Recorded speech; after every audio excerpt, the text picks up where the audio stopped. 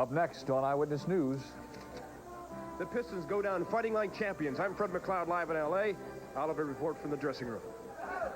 Armed with Nerf balls and hoops, Piston fans here in Troy are cheering and hoping for a world championship. I'm Mike Redford with a live report coming up. But we'll relive the Piston game, go out to Fred, and also show you another dramatic Tiger victory coming up in sports. Also, a proposed burning ban in our area is causing some heated comments. And speaking of the heat, Mike, going to tell us if there's any relief on the way? Eyewitness News is next.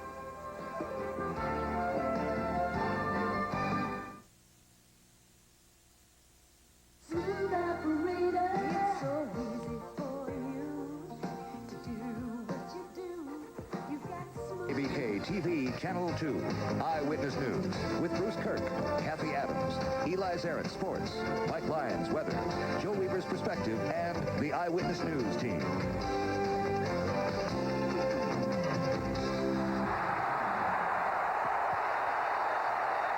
It was the final showdown between Motown and Tinseltown, but the Pistons simply ran out of time, not courage. Good evening. A lot of disappointment in the Detroit area tonight, but let's not forget it was a great season for our Pistons. Boy, no kidding. Isiah performed one miracle simply by playing on that injured ankle, but after that, the miracles ran out. Eli now with more on tonight's deciding game. I think you make the right point. You have to look at what's gained. After all, they are the #2 team in basketball. Now that they've been here, you figure they're going to be back. But yes, it ends with 2 heartbreaking losses in a row. The Pistons, who had Game 6 and the title in their grasp, and lost that one in agonizing fashion. Then tonight made that inspiring fourth quarter comeback from 15 down, but lose in their gallant bid to win the NBA title. They led by 5 at the half, after which the Lakers came out with a vengeance in the third. James Worthy scored 7 straight in one stretch. They gradually built a huge lead. But the Pistons still had plenty of fight left, and when Dennis Rodman made this leaping layup off the Laker turnover, it got to within 4 with plenty of time left. But amid the gritty comeback, they made several critical mistakes, like that damaging turnover while down 5. They lose 108-105, and the Los Angeles Lakers repeat as NBA champions, first team to do that since 1969. Fred McLeod has covered the entire playoffs for us. He is standing outside the Piston locker room with the post-mortem. Fred? Eli, heartbreak and pride sometimes make for strange bedfellows, and tonight the Pistons heartbroken. The fact that they've lost this thing in 7 games, but also they must, Vinnie, you must feel a lot of pride in knowing that you cut a 15-point deficit down to 2 and almost stole it. Yeah, I feel a little good about that, but still we didn't win the championship, and that was our goal, and you know, I'm a little disappointed. Those things happen. Chuck had said before Game 6 he didn't want to have to come in here and say you guys had a great season. Obviously, he had to say that because you weren't able to win the title. Any consolation for you guys as a team? Not really. You know, like our goal was to win the championship. We didn't do that, so we have to go back and come back stronger next year and hope for the best. What happened in the third quarter when they hit 10 straight points and they just kind of ran on you at will? That's not like this team in Detroit to give up so many easy buckets. Well, we came out, we made some passing errors. They took advantage of it by getting easy layups on the other end. I think they got the crowd into the game early in the second half, and they got the momentum real quick, and they started just hitting their shots. You'd cut it to 3, you're bringing the ball down, and not to put the onus on Dennis, but he put up a quick shot. That obviously was not programmed. Were you the guy that was supposed to get the ball in that situation? Well, I was supposed to run the same play, the 15 play, but, you know, Dennis was open, and we felt like I thought he was going to take him to the hole. He was pretty wide open. Shot just didn't fall. You hurting right now? Well, no question. Disappointed, you know. Played hard. Come up with a loss, you know. Not happy for me. But compare the feeling right now to, say, a year ago in Boston when you had not reached this far. Can you compare the emotions? It's about the same. You know, I felt like we played good enough in this series to win it. We lost, and the reason why we lost, some mental errors, but and they had some great plays. You have to give them credit. They played great, and they hit a lot of great baskets and played great defense, but still we had those opportunities and came up short. Hold your head up high. Oh, yeah. Okay, Vinnie. Eli, that's it. We'll be back in a few minutes to try to talk to Isiah Thomas or some of the other Pistons. Send it back to you. Thank you very much, Fred. And we'll be back later on in sports. Like I say, the Tigers, an incredible victory down at the stadium tonight. I'll show you the rest of it later on. Still a great season. Can't slight that. Fabulous season. Best in their history. Only one team wins the last game. Right. Thanks, Eli. Almost 18,000 fans flocked to the Forum in Los Angeles to watch the game. Most of them, of course, were rooting for the Lakers, but we did find a lot of people who wanted the Pistons to win tonight. Our Verge Jax is in Los Angeles and has this report. Go Pistons! That's right. Pistons fans could be heard all the way from Rodeo Drive in Beverly Hills to the Comedy Store in West Hollywood. I'm a Pistons fan, even though they don't give me any money. I'm a Pistons fan. And Pistons supporters were very vocal, even on the enemy's turf at the fabulous Forum in Inglewood.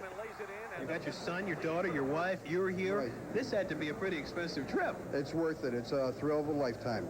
I only feel bad that my other son had to go to camp on Monday, so he didn't get to come with us, and he'll see this, and he will be real upset.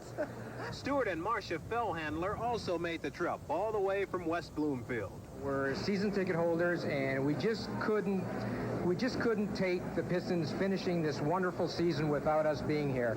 Despite the outcome of this 7th game, it was quite a series, something the Pistons and their fans can be proud of forever. Verge Jax, Channel 2 Eyewitness News at the Forum in Inglewood, California. Well, when the game started earlier this evening, you could almost sense the city of Detroit had come to some kind of a virtual standstill. Pistons fans glued to TVs and radios. The celebrating continuing even at this hour. Our Mike Redford standing by live at the Troy Hilton, where a big Pistons party is still in progress. Mike?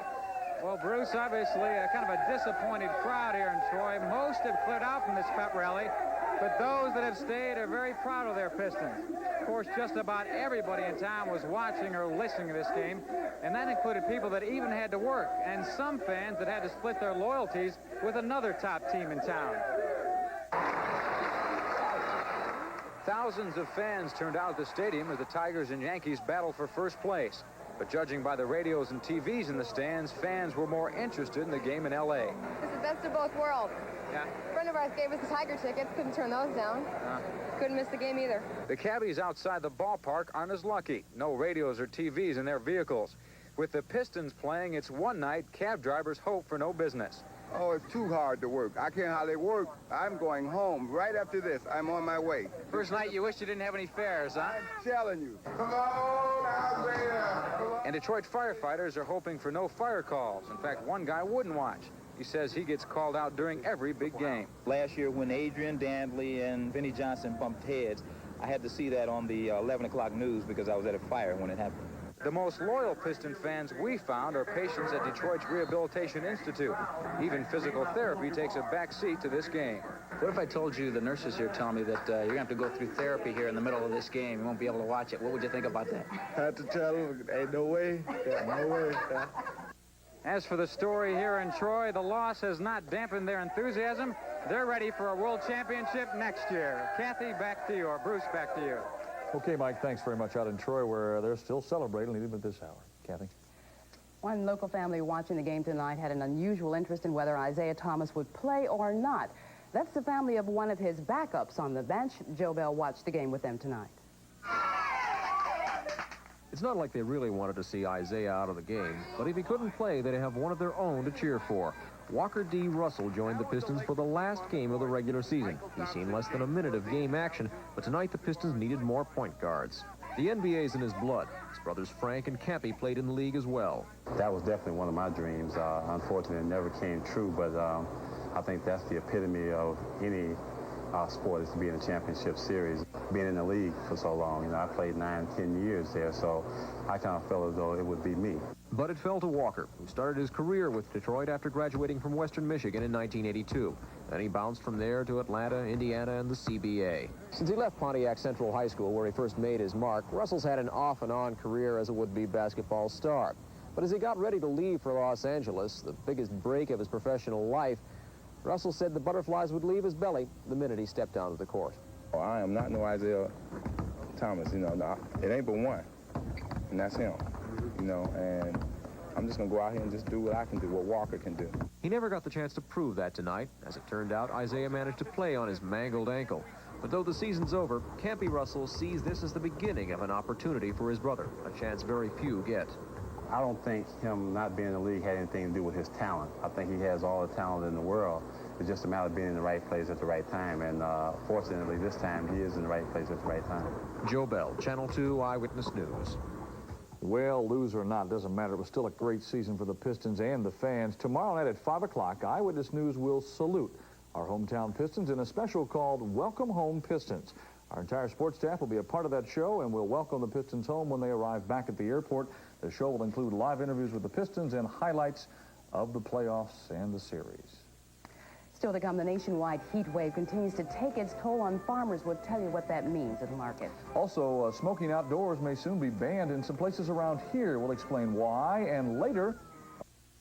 Eli, with Sports Now, we were just talking here during the break. You know, it really is true. The Pistons gave it everything they've got to this point. I mean, they showed as much talent as they as a team really have. No need for tears, no need for crying. Nobody needs to make any excuses for them. They played brilliantly for the most part all year long and in the series. Tonight they maintained their professional integrity. They battled back from an apparent blowout to come oh so close again to realizing that dream. The ebb and flow in this game, amazing. Byron Scott's jam here early in the third seemed to set the tone. The Lakers had trailed by 5 at the half, but were demons in the third. James Worthy, 7 straight points in one stretch as they built it to 15. So with a little over 6 to go, Pistons scored 6 straight to pull to within 6. Vinnie Johnson the drive and layup.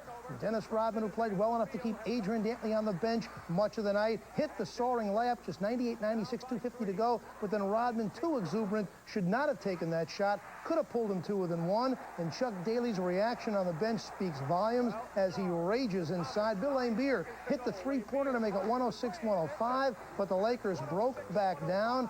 AC Green will make the basket here. They capture their 2nd straight title, 5th of the 80s. They are a great team, and tonight beat another great team, one that will have many more opportunities to win that long, elusive championship. And still out in L.A. in the Piston locker room, and I see with their gritty little captain, Isiah Thomas, is Fred McLeod. Fred? Eli, Isiah is cradling a bottle of champagne. Does it have any taste at all? Anything good there? Tastes like champagne. Would it tasted better if you'd have won? But well, probably would have tasted the same, but you know, we deserve to drink champagne just as much as they do, so I'm having my drink.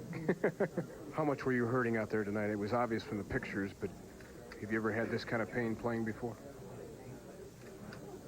No, this is the worst thing I've had in my career.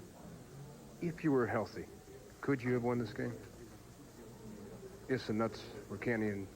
Well, I'll put it to you this way. I don't know if we'd have won, but if I was healthy, I definitely could have contributed more than I did tonight. But I wasn't, so. When you lost in Boston last year, you were really hurting. And I know you're hurting right now, but it seems that a lot of pride is showing through. Is that what you're feeling right now?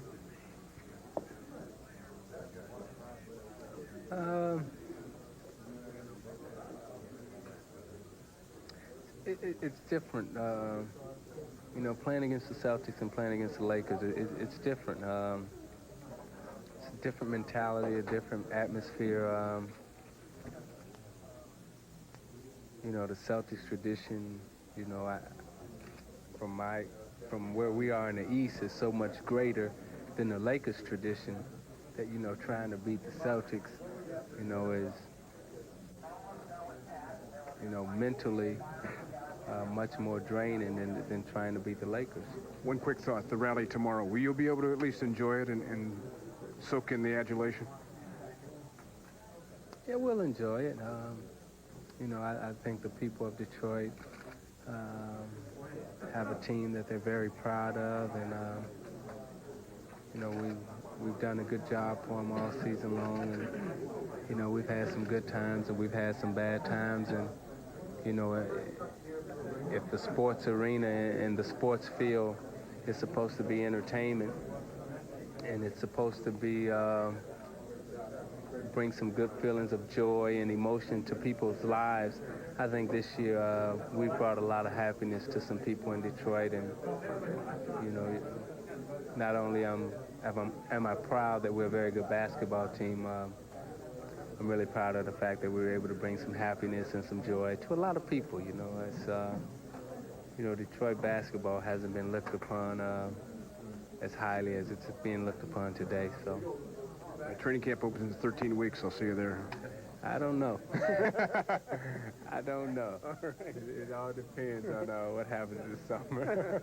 We'll explore that later tomorrow. Pistons will arrive home about 4:45 tomorrow. Then the rally will be set for noon on Thursday at Hart Plaza. Eli, I'll send it back. Okay. Thanks, Fred. Well, Isiah said joy and happiness. That is true. And maybe before the summer is over, the Tigers will give us plenty of that.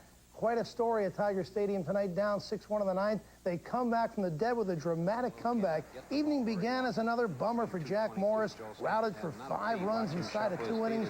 Walked 3, 2 of them scored. Jack Clark here would chase him with this line double, scoring Dave Winfield. Morris struggling badly this year and unable to truly grasp why that is, and he's getting booed a little more loudly each time. But after Dave Rigetti walked in 2 runs, they were still down 3 in the ninth when here, Alan Trammell on a 3-2 pitch with 2 out. It's the grand slam off Cecilio Guante. He gave up Tom Brookins' winner last night. 6-run ninth. Tigers now lead the Yanks by a game and a half. It was a great lift for us, you know, the excitement that we had, you know, keeping us in first place. We know it's not a lock on it, but it's nice to win and gain a game on them.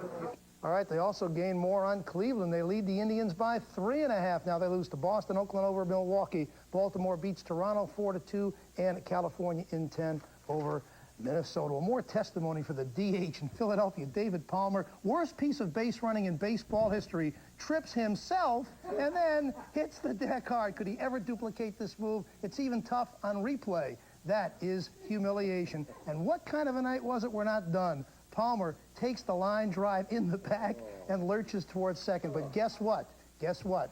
David Palmer and Philadelphia beat the Cubs 6-1. Kevin McReynolds' grand slam, Mets over Pittsburgh, and Andres Galarraga, his 17th as Montreal beats St. Louis, and Cincinnati loses to Houston.